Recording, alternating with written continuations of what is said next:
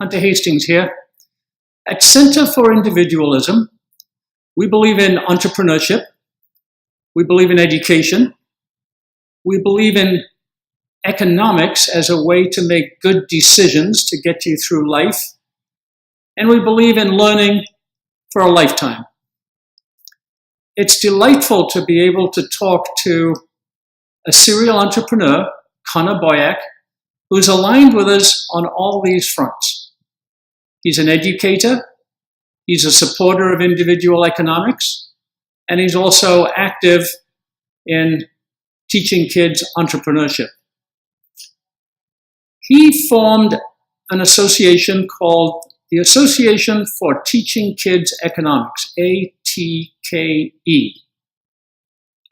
He develops curriculum materials and training to help teachers present individual economics to kids in an age-appropriate way. The primary tool is a series of books called the Tuttle Twins, in which the Tuttle family learns the application of economic principles in their real life. I recently had the chance to talk to Connor about the Tuttle Twins and also about his very successful activist institute in Utah, the Libertas Institute. Here's Connor. I wanted to help my children understand and believe these ideas, and not finding anything, we decided to begin our own series. So I should say we decided to create a book. We initially didn't decide to do a full series. We wanted to test the market, as it were, and see if people were interested in purchasing these books and using them. The market response was tremendous, and so that to us was a signal to proceed and continue with producing additional books in the series. And now we've done 8 and are, at least for now, going to keep going. Great. So how has it evolved over time, Connor, from your first volume on the law, the latest one's about entrepreneurship? How did the ideas evolve and what changed? What did you learn? So if anything's changed, I would say that we've been more interested in making sure that we are introducing economic ideas. Of course, the first book was very political. And from my perspective, political and economic are inherently intertwined. They're all about the allocation of resources and the interaction of people. But if we're getting this into classrooms, we've been more diligent in trying to make sure that the material is economically oriented. We can extract these kind of key economic lessons so that we can get them into classrooms and get teachers using this material. The idea from its inception was to have each book cover kind of a different principle or set of ideas so that we aren't repeating ourselves, so that every book is offering something fresh and interesting. The main surprise, I would say, from doing this book series is one that we didn't plan, and that is that we are producing books for children, but we are educating a substantial number of adults as well.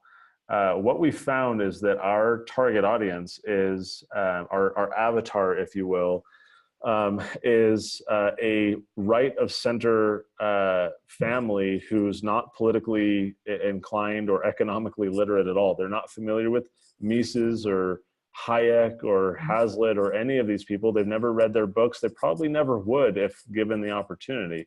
But when they are given an opportunity to read a fun, highly recommended children's book that teaches important values to their child, the barrier to entry is much lower, especially when it's fully illustrated. And so when you give a parent that bonding opportunity to read and learn together with their child, there's some magic that's happening. And we've heard from not a few parents who said, look, I've never learned this stuff before.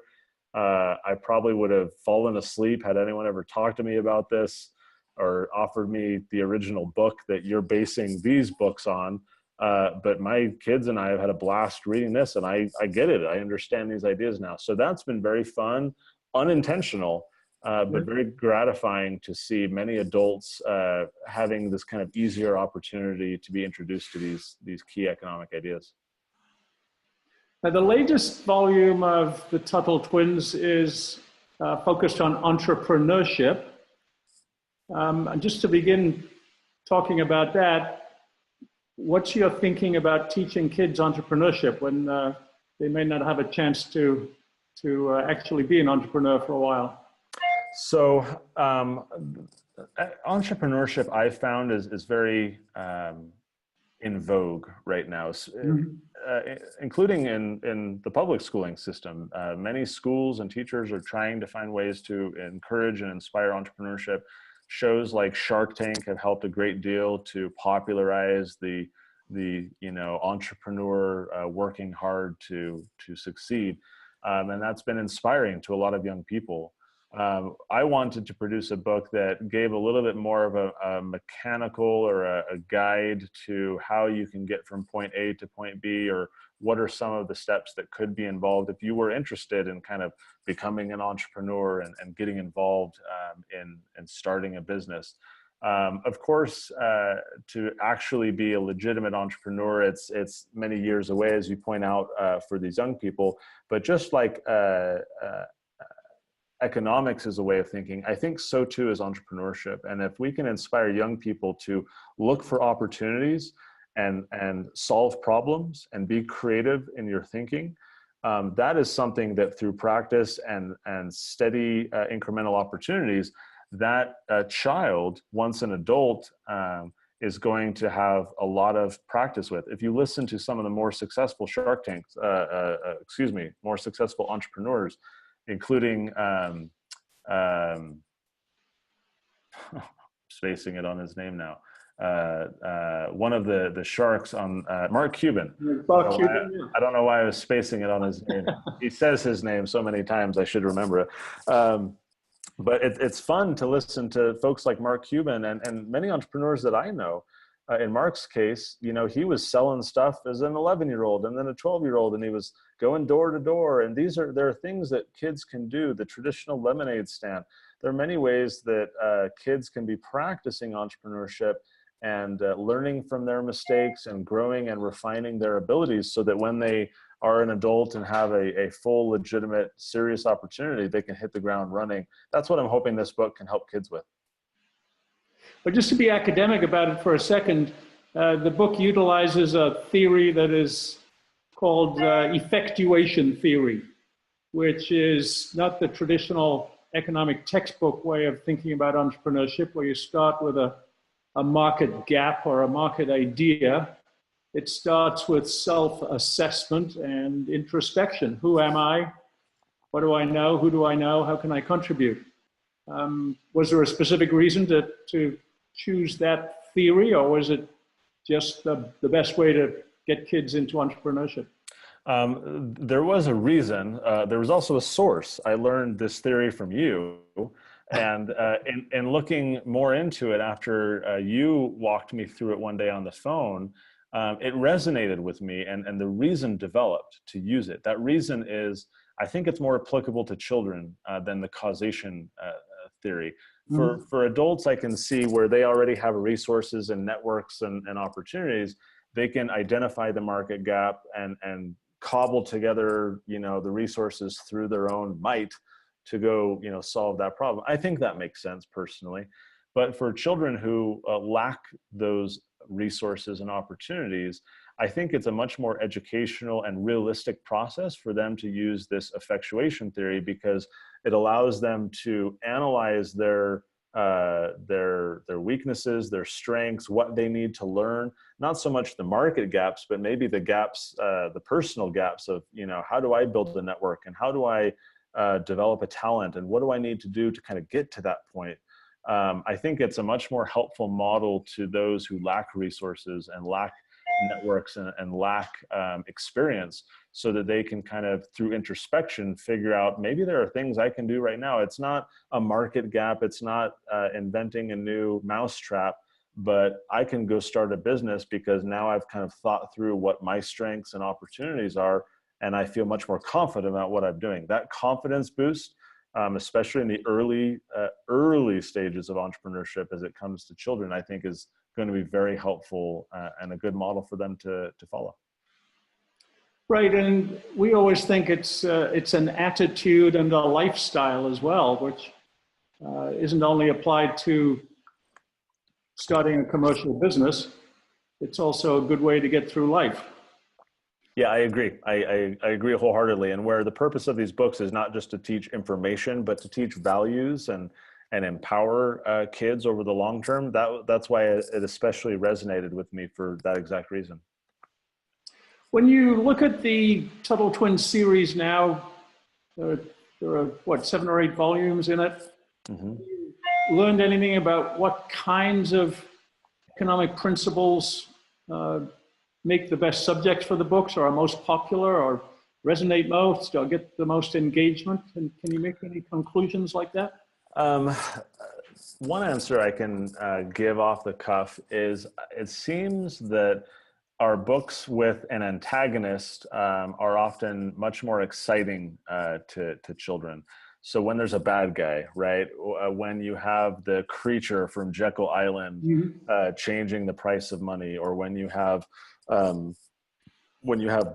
Bob from Bob's Big Barbecue who's shutting down the food trucks because of his buddies in the government because he doesn't want the competition.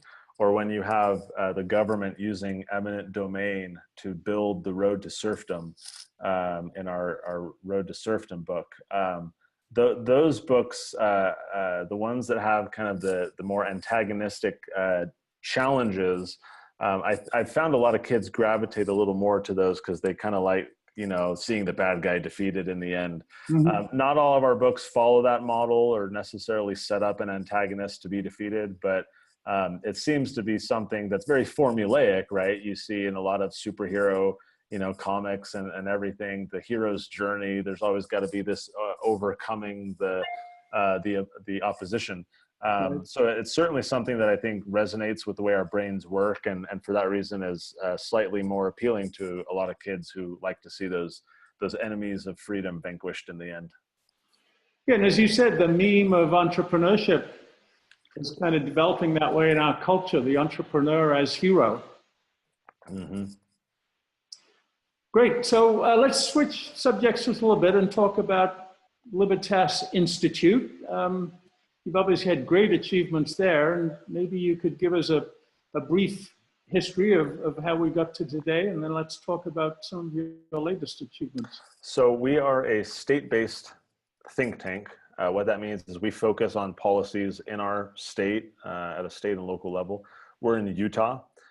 Every state, as it turns out, except for one, I believe it's North Dakota, has a right of center think tank, conservative, libertarian, free market to some degree.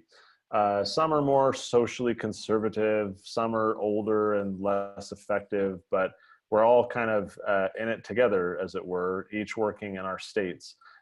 If you're unsure of what groups are in your state, you can go to spn.org, and then there's a map where you can see who's in your backyard. That stands for the State Policy Network.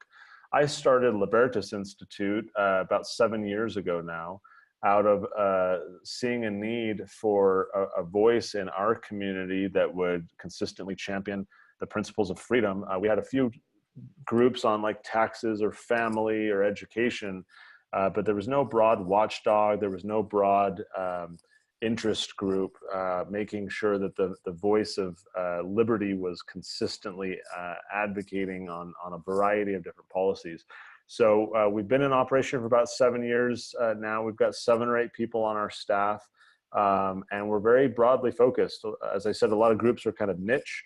We're intentionally widespread. From our perspective, if the government is going to violate our rights on 8,000 issues, then maybe we ought to have someone looking out for those 8,000 issues to the extent possible. So we've had a lot of victories along the way. It's been a lot of fun, and we definitely have an approach and a method that I think is a little bit different from a lot of organizations. We're not so much think tank, we're a do tank. And we take our ideas and make sure they get implemented. And we're not out there writing white papers and hoping people read them. We're not hiring academics that speak to 12 people that go about their day and do nothing. We're laser focused on making a meaningful impact. And so far, so good. We've been having a lot of fun and a lot of positive results.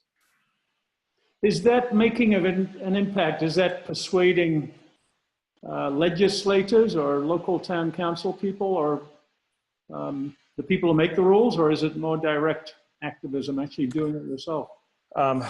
It's definitely a hybrid thing. We sometimes will persuade the legislature to do something that's in conflict with the way polling is going and the way voters appear to want. Sometimes if the voters are with us, say in the example of legalizing the use of cannabis for medicinal purposes, we'll use that as pressure against the elected officials. And so it's kind of whoever we can get on our side, we'll use that to kind of pressure the other way. But when I talk about meaningful impact, obviously we have to persuade the people who can change the law. But our measurement of impact is on the actual people who are positively helped. One example of many that comes to mind. There was a law in our state, and there's a similar law in many other states still, that automatically suspends the driver license of an individual who is convicted of a drug possession, whether or not they were driving. This isn't a DUI thing. You can be at a party, you can be at work, you can be, sitting at a park on the grass. And if you're convicted under these types of laws of a drug penalty, then your driver license is automatically suspended. Of course, what happens there is that you have to go through the whole process to get it back. During the period of suspension, you probably have difficulty keeping a job, especially if you're lower income, and thereby jeopardize your source of income, and then your rent and the family instability that comes with that. If you fail to pay the fine, a warrant is issued for your arrest. It creates this host of complications. In our state, this was happening to 8,000 people every year.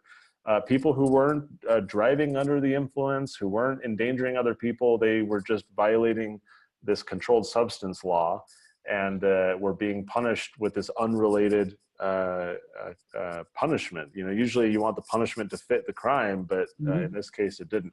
So we were able to get that law repealed. And for us, the measurable impact is kind of weird in a way for us, because those 8,000 people on an annual basis who now don't have to have that law impeding their life will never know what we did. We'll never know who they are. And yet we take a lot of gratification in the fact that we've now materially improved the life of a lot of people who would have experienced this type of problem before. Those are the type of policies that we're really looking for, is where we can have a very positive impact on people's lives that without our work, they would continue to suffer, this unnecessary or burdensome type of punishment from the government. Yeah, that's a real long-term benefit. So you're quoted as saying you have an 82% record of success, getting dozens of policy proposals enacted. Do you make a list of the highest potential for success projects, or is that just because you're good at what you do? Both and more. The more that we're leaving out is, of course, if we propose something crazy that has no chance of getting passed, right? That's going to damage our 82% track record. So let's not pitch anything that has no chance. However, we temper that with the fact that we actually do propose a number of things that we know won't pass in year one, but we have to kind of get the ball rolling to start the conversation and warm people up to it and refine the idea over time. What we really look for, though, is what are the areas of opportunity within the political climate that we're in to move the needle. So some of our stuff is low-hanging fruit and smaller impact. Some of our stuff is very high impact opportunities. So like jury nullification for defendants, for unjust crimes that they're being prosecuted with. And that's a huge lift. And we've tried for 3 years now and failed because it's, so difficult to get something like that passed. And so we have kind of the low hanging fruit. We have the bigger stuff that we know is going to take a while. And then we have all this stuff in the middle where If we find the right approach and frame it the right way, chances are we can get it passed. And that's where the success record really comes in, is looking for kind of that medium range of, is this going to impact a lot of people? Is this going to fix a problem? It's not too difficult. We'll put in the work and we can actually get this done. Maybe we have to amend it along the way, compromise a little bit by, trying to get a little less than what we wanted.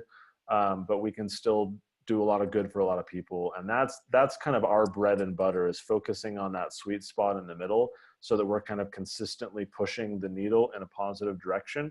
We're on the outlier still. We're pushing for the big, crazy stuff as well.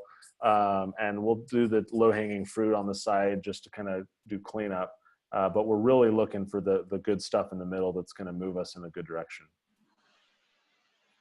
Well, finally, let's find out if you're an optimist or a pessimist. You've achieved an awful lot on many fronts, on education and activism and the law. And some people are pessimists that the government's going to get more oppressive and the people more dependent. And some are optimists that we're moving in the right direction in terms of understanding free market economics and understanding the kind of educational initiatives that you take and the activism that you take. Where do you stand on optimism and pessimism? Perhaps in Utah, let's say.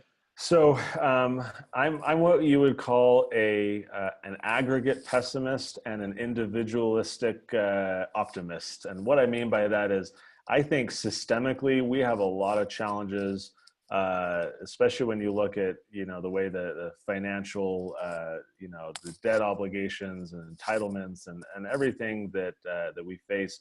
I think we're going to go through some tough times. I think that the trajectory of the ship of state is not heading in a good direction. You look at the devaluation of currency and all these kind of things. I think there's a lot of problems, and so I'm a pessimist on kind of the big national problems that we face and some of the hard times that we're going to go through. However, I'm on the individual level, for entrepreneurs and for the market, for individual families and people who are trying to plan, and people who have projects that are trying to help people and charitable work and so forth. On an individual level, I'm an optimist. Even through hard times, I think great things can happen. Even through periods of depression, amazing entrepreneurs and have risen and problems have been solved. And so I personally try to have and embody a very positive outlook on life. Within my sphere of influence, I think I can do a great deal of good. However, I temper that only slightly in the fact that I'm working within a system and within an overall, economy and set of laws that I feel are going to cause us a lot of challenge. So I think we're all, we kind of have a dual approach to some level. We're all, mostly pessimistic or mostly optimistic. I don't know that anybody's an absolutist on this issue. But I kind of split it up between, is it my sphere of influence, or is it like those problems way out there that I can't have an impact on? I don't have a lot of confidence on us getting through these big problems in a good way. But I think in the meantime, and even through those challenges, we as individuals can make the best of it, and especially have a positive outlook and do the best we can with the cards we've been dealt.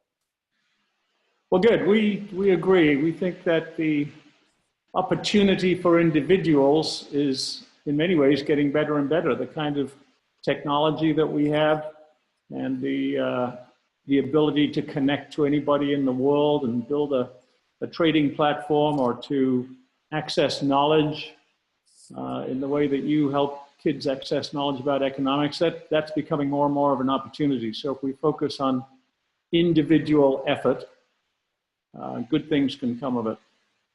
Agreed. Good. Well, Connor, thank you very much. And we look forward to hearing more and more news about ATKI and the Tuttle Twins and Libertas Institute. Thank you, Hunter. I appreciate you having me on.